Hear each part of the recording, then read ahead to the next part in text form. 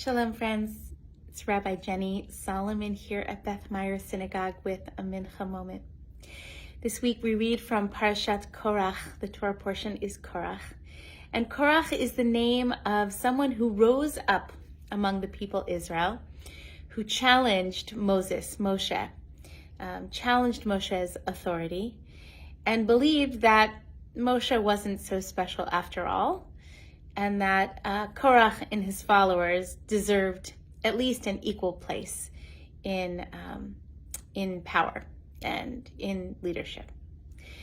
At first, it seems Moshe responds to Korah's challenge to his leadership with grace, with humility. The text says, "Vayipol al panav," he falls on his face. It's sort of a gesture of graciousness. And then Moshe gets angry.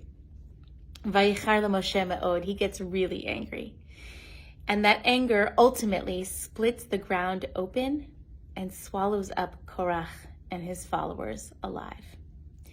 Now, that's the brief version. There's more to this story in the text, but on one foot, I think that this Torah portion has something very powerful to teach us about the power of anger. Anger is part of the human experience. I don't care if you're the nicest, calmest, most compassionate, loving human being on this planet. Being angry is our birthright as human beings. Being angry is important. And the question is not whether anger is okay, but rather, how do we use anger skillfully? How do we meet our anger in a way that ultimately respects it and responds to it, rather than just sort of reacting? Because anger can also be used in very destructive ways and can cause actually great harm to ourselves and harm to others. So how do we work with anger mindfully? Here's my formula, if I'm paying attention.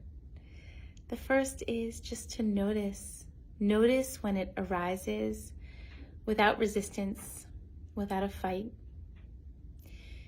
And then when we notice, to just allow it to exist, allow it to be, allow it to feel righteous, to feel just.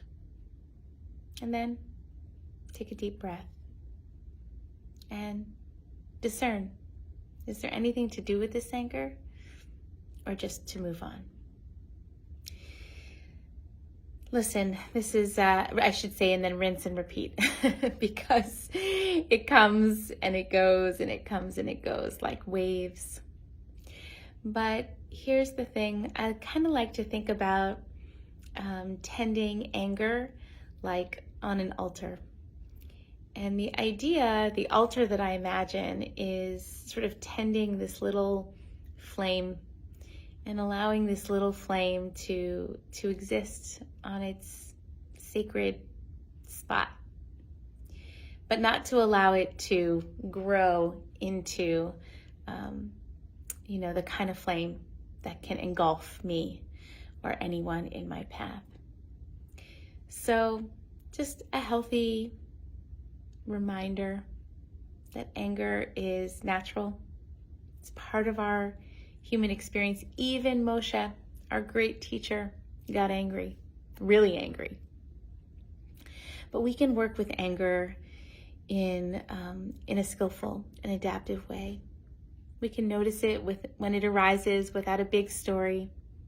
We can just sort of allow it to be. We can breathe, give it a little bit of oxygen, and then decide if there's anything to do or just to move on and repeat and tend that little flame that is part of our human birthright.